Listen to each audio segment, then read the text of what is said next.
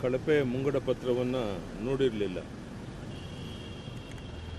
14 ಬಡ್ಜೆಟನ್ನು ಮಂಡನೆ ಮಾಡಿದಂಥ ಮುಖ್ಯಮಂತ್ರಿ ಸಿದ್ದರಾಮಯ್ಯನವರು 15ನೇ ಬಡ್ಜೆಟ್ನಲ್ಲಿ ಈ ರಾಜ್ಯದಲ್ಲಿ ಎಲ್ಲ ತಾಲೂಕುಗಳಲ್ಲಿ ಭೀಕರ ಬರಗಾಲ ಇದೆ ಗೊತ್ತಿದ್ದರೂ ಸಹ ಬರಗಾಲದ ಬಗ್ಗೆ ಒಂದು ಶಬ್ದ ಮಾತಾಡಲಿಲ್ಲ, ಅದಕ್ಕೆ ಹಣವನ್ನು ಕೊಡಲಿಲ್ಲ.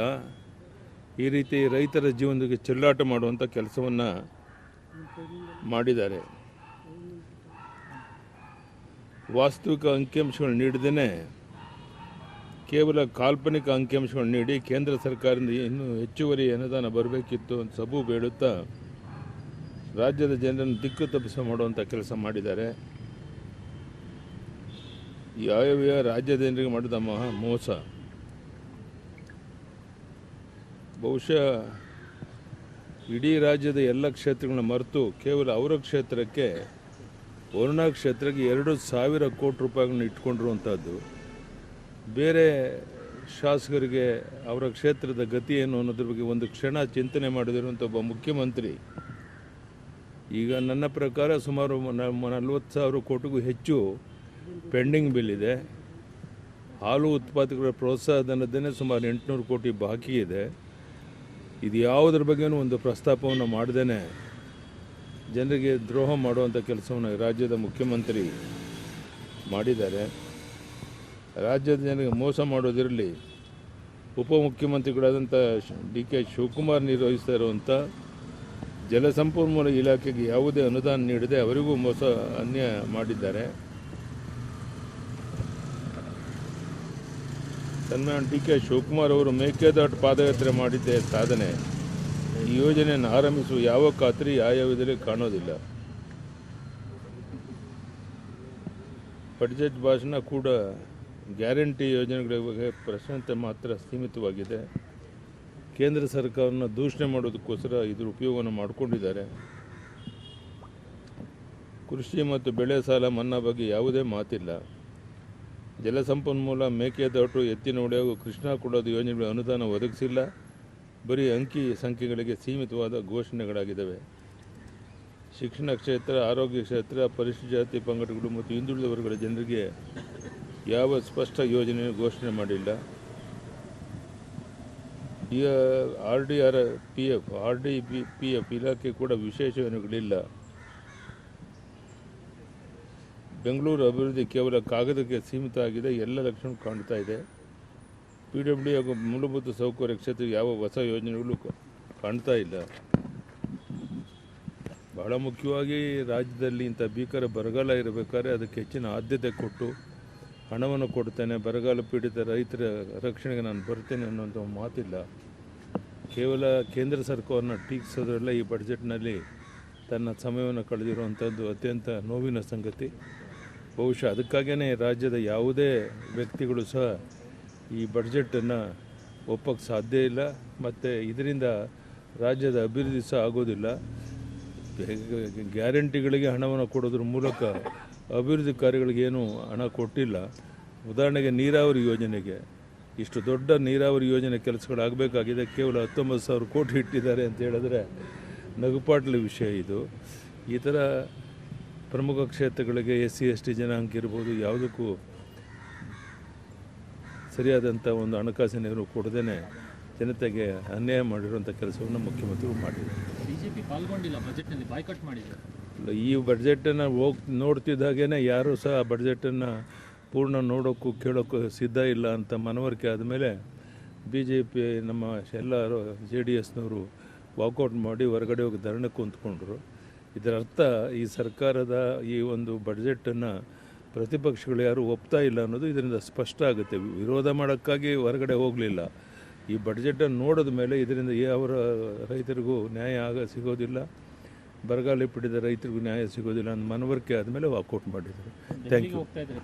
ಇವತ್ತು ಸಾಯಂಕಾಲ ನಾವೆಲ್ಲ ಡೆಲ್ಲಿಗೆ ಹೋಗ್ತಾ ಇದ್ದೇವೆ. ನಾಳೆ ನಾಡಿದ್ದು 2 ದಿನ ರಾಜ್ಯ ಕಾರ್ಯಕಾರಿಣಿ ಇದೆ, ಅದರಲ್ಲಿ ಭಾಗವಹಿಸೋಕ್ಕೋಸ್ಕರ ಹೋಗ್ತಾ ಇದ್ದೇವೆ. ಧನ್ಯವಾದ. ಕಳಪೆ ಮುಂಗಡ ಪತ್ರವನ್ನು ನೋಡಿರಲಿಲ್ಲ. 14 ಬಡ್ಜೆಟನ್ನು ಮಂಡನೆ ಮಾಡಿದಂಥ ಮುಖ್ಯಮಂತ್ರಿ ಸಿದ್ದರಾಮಯ್ಯನವರು 15ನೇ ಬಡ್ಜೆಟ್ನಲ್ಲಿ ಈ ರಾಜ್ಯದಲ್ಲಿ ಎಲ್ಲ ತಾಲೂಕುಗಳಲ್ಲಿ ಭೀಕರ ಬರಗಾಲ ಇದೆ ಗೊತ್ತಿದ್ದರೂ ಸಹ ಬರಗಾಲದ ಬಗ್ಗೆ ಒಂದು ಶಬ್ದ ಮಾತಾಡಲಿಲ್ಲ, ಅದಕ್ಕೆ ಹಣವನ್ನು ಕೊಡಲಿಲ್ಲ. ಈ ರೀತಿ ರೈತರ ಜೀವನಕ್ಕೆ ಚೆಲ್ಲಾಟ ಮಾಡುವಂಥ ಕೆಲಸವನ್ನು ಮಾಡಿದ್ದಾರೆ. ವಾಸ್ತವಿಕ ಅಂಕಿಅಂಶಗಳು ನೀಡದೇ ಕೇವಲ ಕಾಲ್ಪನಿಕ ಅಂಕಿಅಂಶಗಳು ನೀಡಿ ಕೇಂದ್ರ ಸರ್ಕಾರದಿಂದ ಇನ್ನೂ ಹೆಚ್ಚುವರಿ ಅನುದಾನ ಬರಬೇಕಿತ್ತು ಅಂತ ಸಬು ಬೇಡುತ್ತಾ ರಾಜ್ಯದ ಜನರನ್ನು ದಿಕ್ಕು ತಪ್ಪಿಸ ಮಾಡುವಂಥ ಕೆಲಸ ಮಾಡಿದ್ದಾರೆ. ಯಾವ್ಯಾವ ರಾಜ್ಯದ ಜನರಿಗೆ ಮಾಡಿದ ಮಹಾ ಮೋಸ. ಬಹುಶಃ ಇಡೀ ರಾಜ್ಯದ ಎಲ್ಲ ಕ್ಷೇತ್ರಗಳನ್ನ ಮರೆತು ಕೇವಲ ಅವರ ಕ್ಷೇತ್ರಕ್ಕೆ, ವರುಣಾ ಕ್ಷೇತ್ರಕ್ಕೆ 2,000 ಕೋಟಿ ರೂಪಾಯಿಗಳನ್ನ ಇಟ್ಕೊಂಡಿರುವಂಥದ್ದು.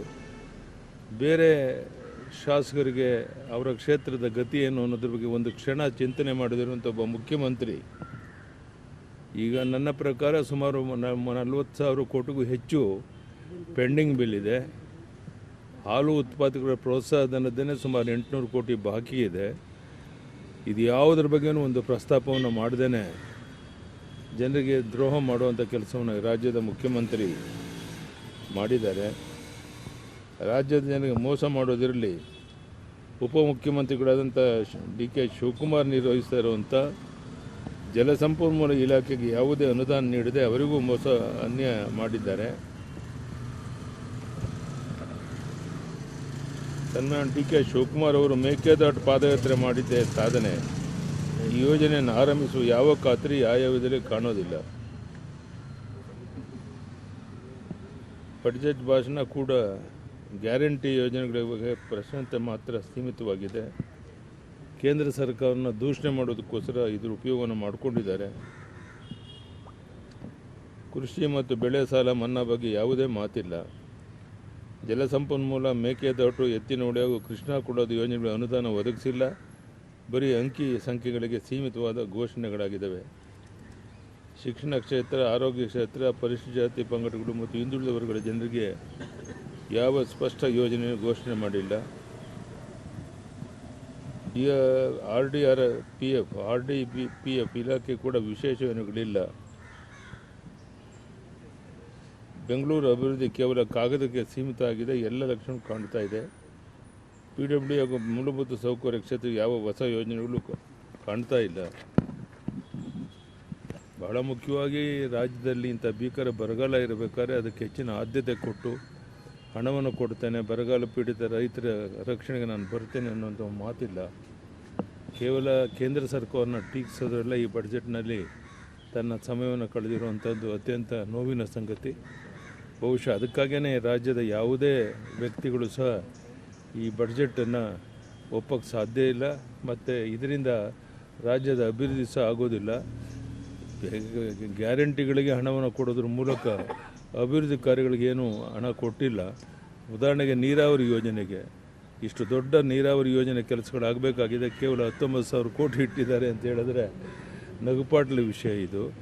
ಈ ಥರ ಪ್ರಮುಖ ಕ್ಷೇತ್ರಗಳಿಗೆ SC/ST ಜನಾಂಗ ಇರ್ಬೋದು, ಯಾವುದಕ್ಕೂ ಸರಿಯಾದಂಥ ಒಂದು ಹಣಕಾಸಿನ ನೆರವು ಕೊಡದೇ ಜನತೆಗೆ ಅನ್ಯಾಯ ಮಾಡಿರುವಂಥ ಕೆಲಸವನ್ನು ಮುಖ್ಯಮಂತ್ರಿಗಳು ಮಾಡಿದ್ದಾರೆ. ಬಿಜೆಪಿ ಪಾಲ್ಗೊಂಡಿಲ್ಲ ಬಜೆಟ್ನಲ್ಲಿ, ಬಾಯ್ಕಾಟ್ ಮಾಡಿದೆ.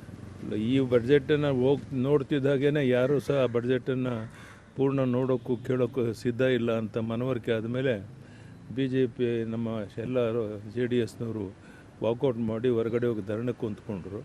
ಇದರ ಅರ್ಥ ಈ ಸರ್ಕಾರದ ಈ ಒಂದು ಬಡ್ಜೆಟನ್ನು ಪ್ರತಿಪಕ್ಷಗಳು ಯಾರೂ ಒಪ್ತಾ ಇಲ್ಲ ಅನ್ನೋದು ಇದರಿಂದ ಸ್ಪಷ್ಟ ಆಗುತ್ತೆ. ವಿರೋಧ ಮಾಡೋಕ್ಕಾಗಿ ಹೊರಗಡೆ ಹೋಗಲಿಲ್ಲ. ಈ ಬಡ್ಜೆಟನ್ನು ನೋಡಿದ ಮೇಲೆ ಇದರಿಂದ ಯಾವ ರೈತರಿಗೂ ನ್ಯಾಯ ಸಿಗೋದಿಲ್ಲ, ಬರಗಾಲ ಪೀಡಿತ ರೈತರಿಗೂ ನ್ಯಾಯ ಸಿಗೋದಿಲ್ಲ ಅಂತ ಮನವರಿಕೆ ಆದಮೇಲೆ ವಾಕೌಟ್ ಮಾಡಿದ್ದಾರೆ. Thank you. ಇವತ್ತು ಸಾಯಂಕಾಲ ನಾವೆಲ್ಲ ಡೆಲ್ಲಿಗೆ ಹೋಗ್ತಾ ಇದ್ದೇವೆ. ನಾಳೆ ನಾಡಿದ್ದು 2 ದಿನ ರಾಜ್ಯ ಕಾರ್ಯಕಾರಿಣಿ ಇದೆ, ಅದರಲ್ಲಿ ಭಾಗವಹಿಸೋಕ್ಕೋಸ್ಕರ ಹೋಗ್ತಾ ಇದ್ದೇವೆ. ಧನ್ಯವಾದ.